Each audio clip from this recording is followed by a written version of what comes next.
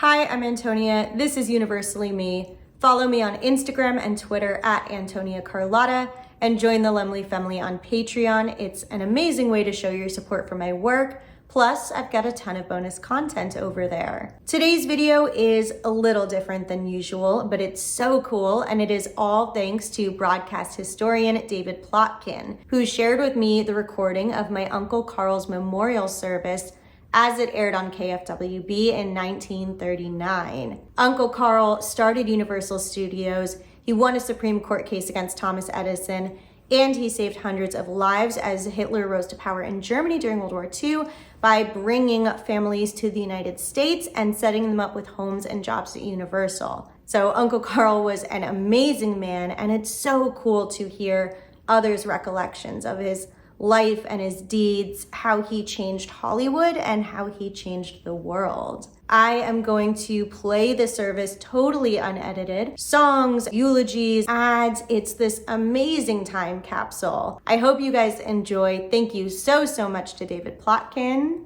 Bye.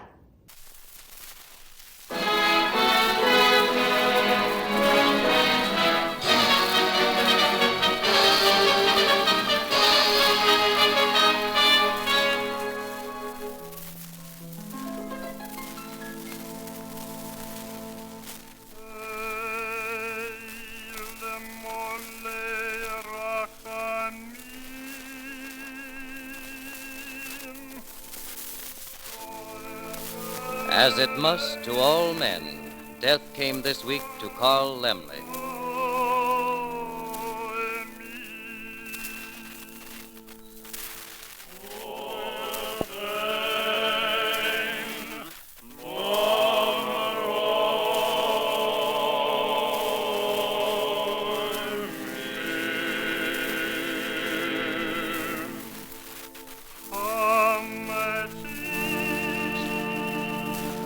There is playing at the moment in New York a play called The American Way. And that, along with another play that appeared some time ago, The American Dream, may truly be said to represent the character of Uncle Carl Laemmle, whose passing saddened the hearts of this community that knew him so well. Because Carl Laemmle in his life truly exemplified the American dream, and that which he accomplished could only have been done in a land committed to the American way. Here was a lad who came to us from a small German village, and in this land which welcomed to his shores the downtrodden and the hungry and the weary and the oppressed coming from other lands, Carl Laemmle truly built for himself a career, gave to hundreds of others like himself the opportunity of growing from obscurity to fame, from poverty to riches. And through the great motion picture industry that he helped build, brought to millions all over the world some ray of happiness and of hope. If all over the world today people's standards of living have been raised, if over the world there is today a glimmer of hope that a better day shall come to humanity, that stems from the motion picture industry. And when the history of that industry shall be written, in glowing colors there will appear the name of this little German Jewish immigrant who, because he was religious, because he was a Jew and therefore nothing that was human was foreign to him, built into that industry hopes, ideals, and aspirations that shall live as long as humanity may live. Zecher Tzadik Livracha, the memory of the righteous, exists for an everlasting blessing.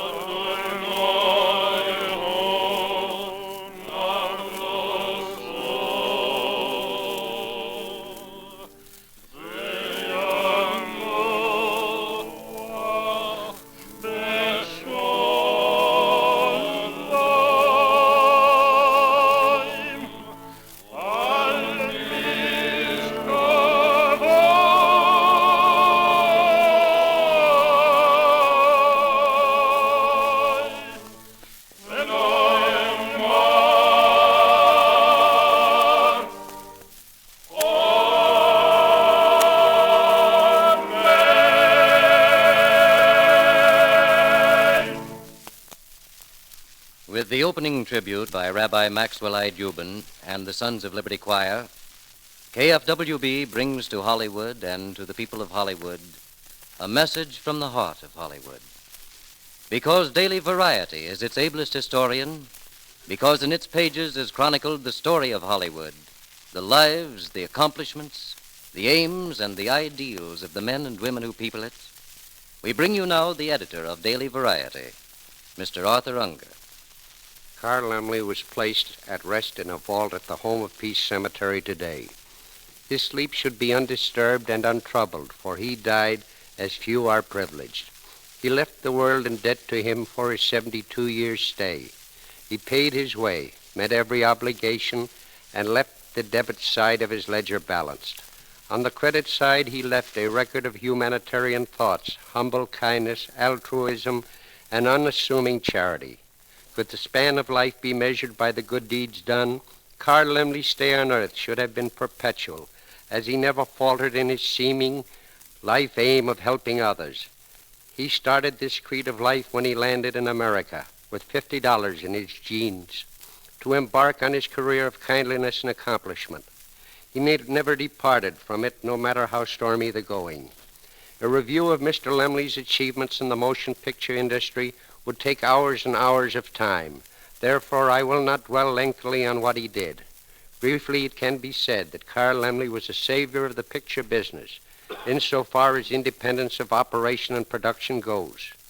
In 1909, when Laemmle was a humble operator of theaters and renter of films, there was a trust. It was the Motion Picture Patents Company. It had the business hog-tied. Laemmle considered it unfair.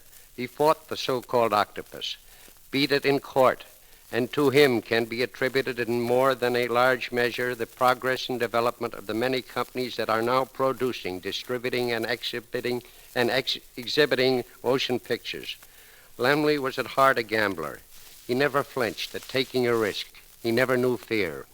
As a result, Laemmle was one of the first producers in the business to make the costly budgeted pictures, was the first to give the unknown the chance, was the first to establish worldwide distribution of films through his own offices throughout the world. The result was success for himself and all concerned. To enumerate those whose success started with Universal or as a result of experience under the Laemmle wing in films would bring the mention of thousands of names. His prize and pet protege was Irving Thalberg, and nothing pleased Uncle Carl more than to see Thalberg, who left this earth in 1936, climb to the top of the industry. And Laemmle to Thalberg was always Uncle Carl. Many others today in the acting, directing, executive, and writing ranks of films owe their start to Laemmle, and a greater portion of them were on hand to pay their last respects to him at the services today. Though Laemmle retired from active operation of a large film enterprise when he sold Universal a few years ago, he did not quit. He decided that then was the time to help others. This he did in financing the importation of foreign films for the American market, helping inventors, helping the little fellow who needed a little coin to get started, and helping the needy European refugees. At the time of the passing of Uncle Carl, he had brought to this country some 200 foreign refugees and was working zealously to his last day on this earth to bring others to America from Germany, his native land. The day before his death, he had sent guarantees to American consuls in Germany, guaranteeing employment for a great number of people if they were permitted to come to America. Laemmle was an American who appreciated what this land of independence and opportunity gave him. He never lost sight of that fact. In 1926, he was in Stuttgart, Germany. The press there had asked Tom Reed, his publicity man, for an interview with Mr. Laemmle. They wanted to know why Uncle Carl had made the motion picture Beast of Berlin. Reed told Laemmle of the request and advised his boss against it, feeling that the war was over and why bring up this old subject. All Uncle Carl did when Reed got through giving his viewpoint was to say, "I'll be glad to meet them this afternoon." The Stuttgart newsmen popped their question, and little Uncle Carl, to the amazement of all, answered it very simply. "I was born in Germany. I love Germany. I come every year to visit my birthplace here. I am an American. I have 2 children born in America, and am proud of the fact. I made Beast of Berlin because I felt it was educational and enlightening on a condition in this country for which the people of it were not responsible. And if ever again Germany goes to war with America, I will make another Beast of Berlin, gentlemen." That was Carl Laemmle, the man. His body has been taken from his 2 dear children, grandchildren, brothers, and many other relatives and friends. But the spirit of Carl Laemmle would always be prevalent among them, and among those in the film business and the many whom he had helped over the tough hurdles of life, and whom his son Carl Laemmle Jr. and daughter Rosabelle Bergerman will continue to carry on for.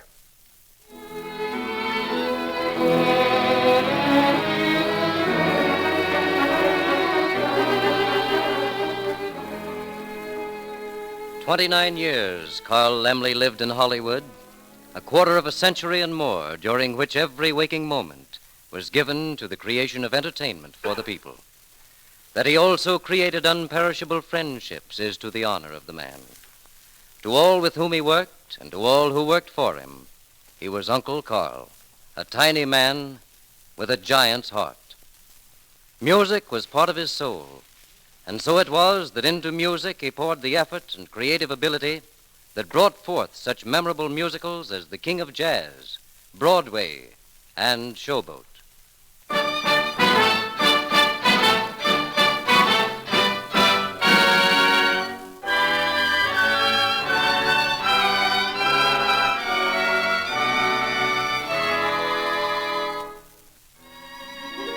This is Showboat, the musical story of the muddy Mississippi as it flows to the sea, of the simple folk who labor on the deltas and sing at their work.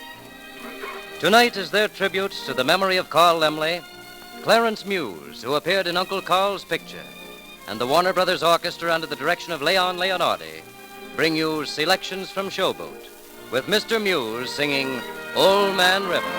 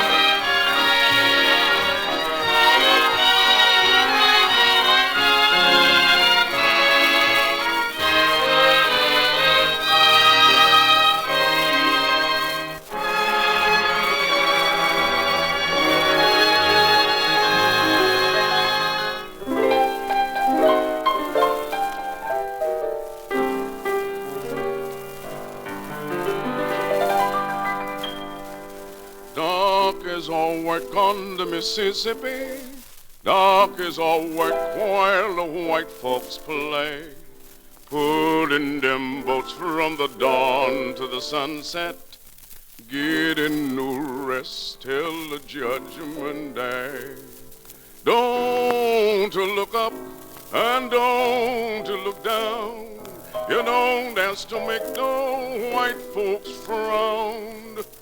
Bend your knees and bow your head and pull that rope until you're dead. Let me go away from the Mississippi. Let me go away from the white man boss. Show me that stream they call the River Jordan. That's the old stream that I long to cross.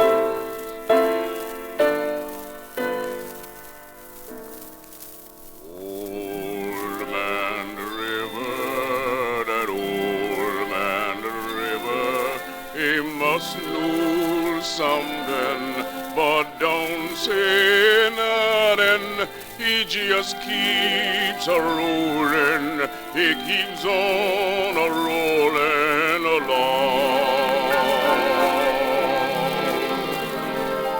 He don't plant taters, he don't plant cotton, and them that plants them is soon forgotten.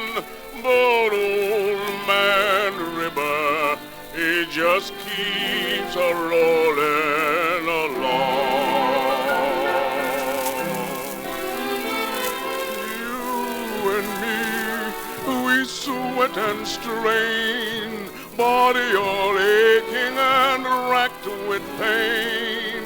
Tote that barge, lift that bale, you get a little drunk and you land in jail.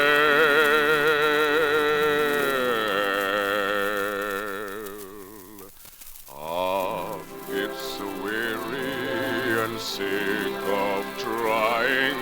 I'm tired of living and fear of dying. But old man River, he just keeps rolling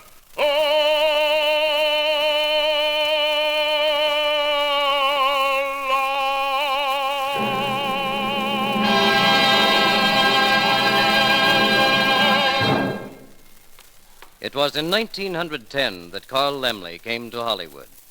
In 1912, Universal was organized, and in 1915, Universal City was built.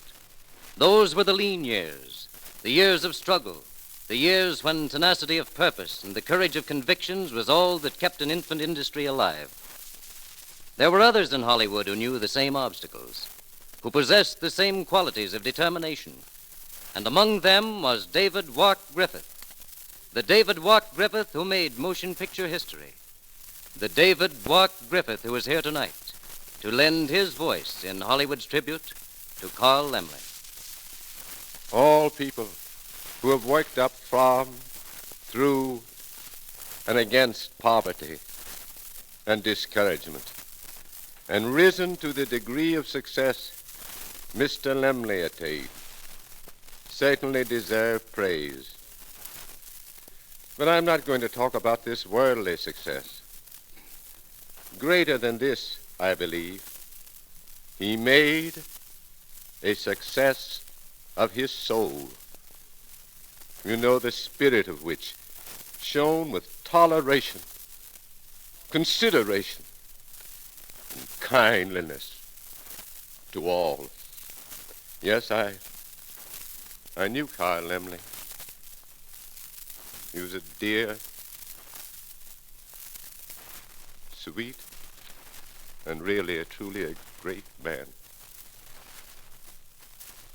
The motion pictures Carl Laemmle made at Universal will go on, each perpetuating the memory of a man who dared. There was The Hunchback of Notre Dame, The Phantom of the Opera, and the undying All Quiet on the Western Front. To Hollywood, he brought such stage personalities as Claude Rains, Irene Dunn, Margaret Sullivan, and others too numerous to mention.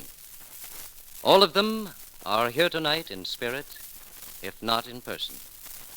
And speaking for them, as well as for himself, is Henry McCrae, general manager at Universal when Carl Laemmle attained his greatest success, and one of Uncle Carl's closest associates. Mr. Henry McCrae.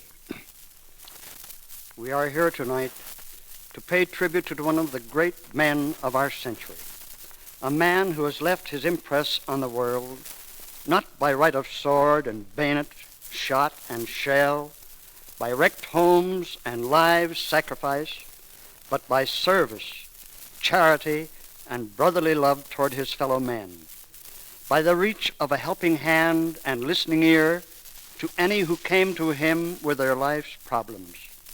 A man small in stature, but of tremendous vision, a man who accomplished more for this giant moving picture industry than any other one person. His city, founded here at Universal, became the training camp from which 90% of the industry's trained workers, artists, and executives graduated to spread out and carry to the four corners of the earth the message of the industry's great destiny. A man whose simple, soulful smile reflected a heart full of kindness and sincere consideration for his fellow man, whose great ambition it was to have people serve him by first showing how he could serve them, who became a giant in accomplishment, achievement, and in making an outstanding success of his life from a modest, humble beginning, who worked unceasingly and with a dogmatic determination, a man with charity towards those in need, joy in his work, and the peace and contentment of right living, a man who took pride in the accomplishments of others and pride in the great men with whom he came in contact because of their achievements, but who, at the same time, never lost his unbounded patience, understanding, and humility toward those less fortunate, trying to instill into them some spark of the ability he himself possessed, realizing, as he and the world did, his success financially, his great achievements and tireless energy.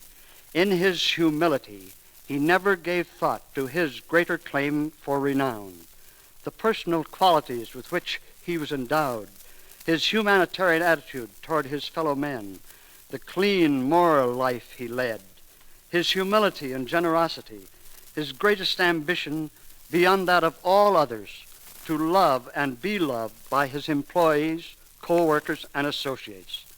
This little man, gone to pioneer in that great beyond, my cherished friend, Carl Laemmle.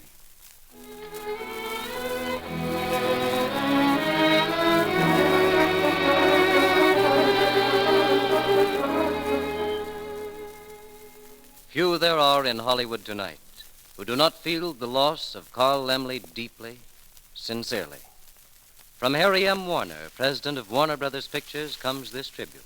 The passing of Carl Laemmle is indeed a sad blow to the industry in which he was a pioneer. We shall miss him greatly. From Jack L. Warner came this message. Death has removed one of the industry's truly great figures in the passing of Carl Laemmle. It is a severe loss for the thousands who knew him and regarded him with a deep affection.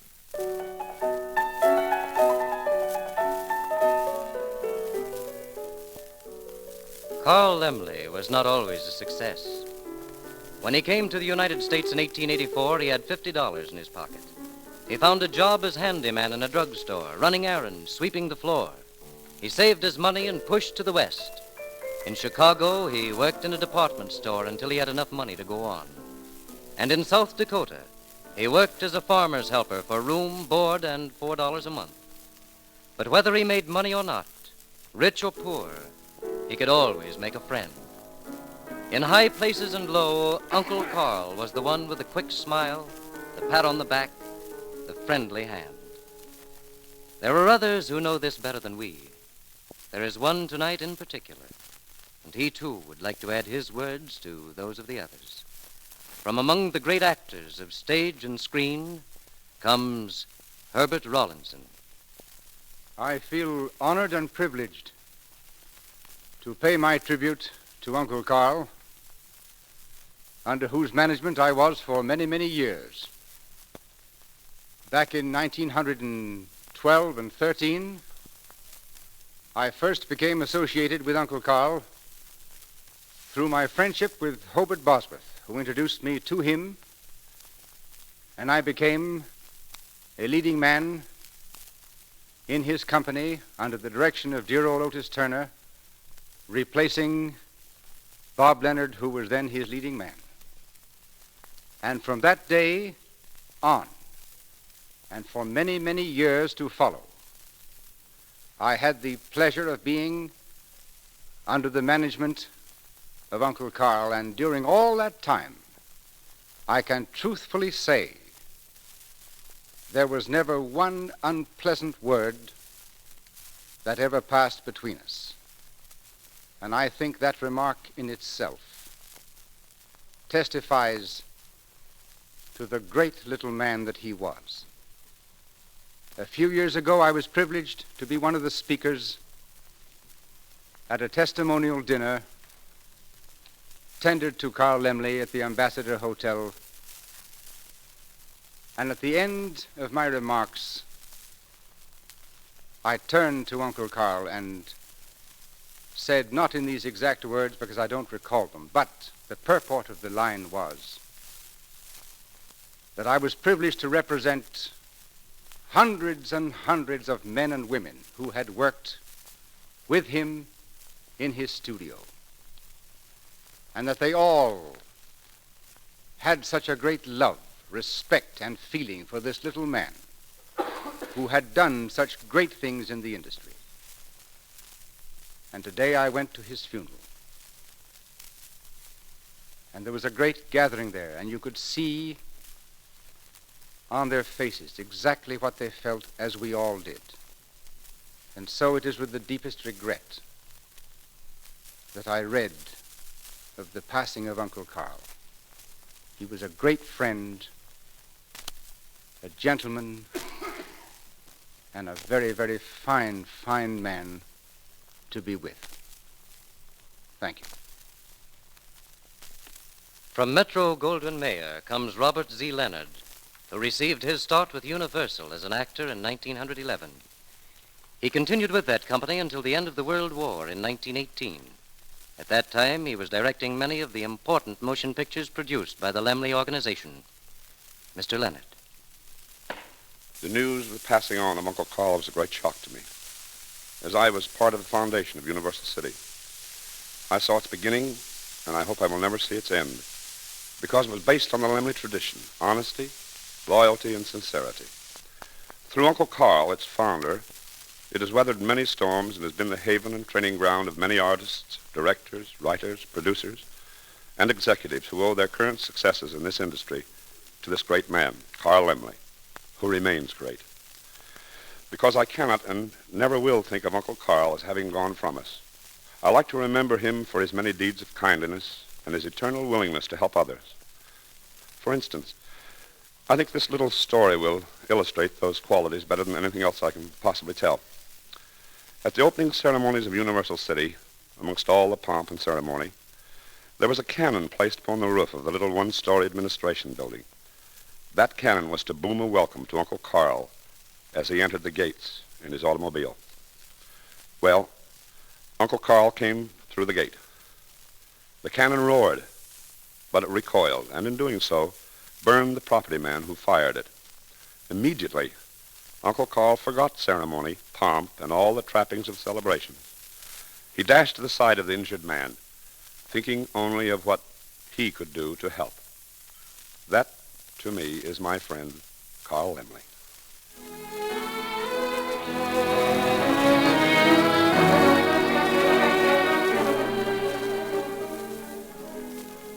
Carl Laemmle's friends are countless. Among these is William Wyler, whom Uncle Carl brought from Europe as a boy of 19. Today, William Wyler is one of Hollywood's foremost directors. And tonight, he too pays tribute to the man whom he called one of his dearest friends and patrons. The death of Uncle Carl means more to me than the loss of the finest, most unselfish man who ever gave anyone a job in Hollywood. Everyone else calls him Uncle in affection. I can call him Uncle because he is that. Well, almost that. He's my mother's first cousin. But like the hundreds of others who called him Uncle because they loved him, I did also. I can never tell you how much I owe to him, because he gave me, as he gave hundreds of others, a chance, a job, and an opportunity. He was kindly, tolerant, and used his own success to help others. He gave not only of his money, he gave of his time and of himself. And as a monument to him, there is tonight the genuine sorrow and the deep gratitude for the countless acts of complete unselfishness in the hearts of thousands of people all over the world who knew and loved Uncle Carl Laemmle. Carl Laemmle enriched Hollywood with men and women who today are beloved by thousands for their part in bringing happiness to them. One of these men is David Brookman, musician and composer, whom Carl Laemmle brought to Hollywood in 1929. Today, David Brookman stands at the top in radio, but tonight he stands with the others who pay tribute to Uncle Carl. David Brookman. When a man has as many great attributes as had Mr. Laemmle, there isn't much that can be said in addition. I knew him as a kindly, humane employer, as a man who was a great inspiration to those who worked under him. Mr. Laemmle was my employer, yes, but more than that, he was my friend.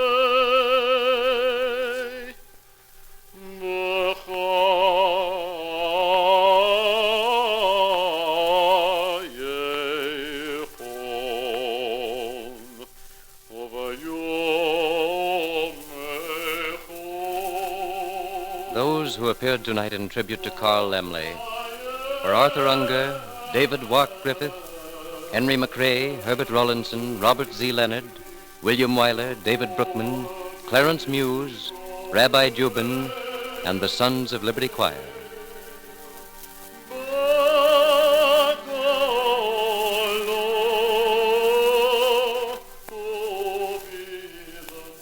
This is the California Radio System.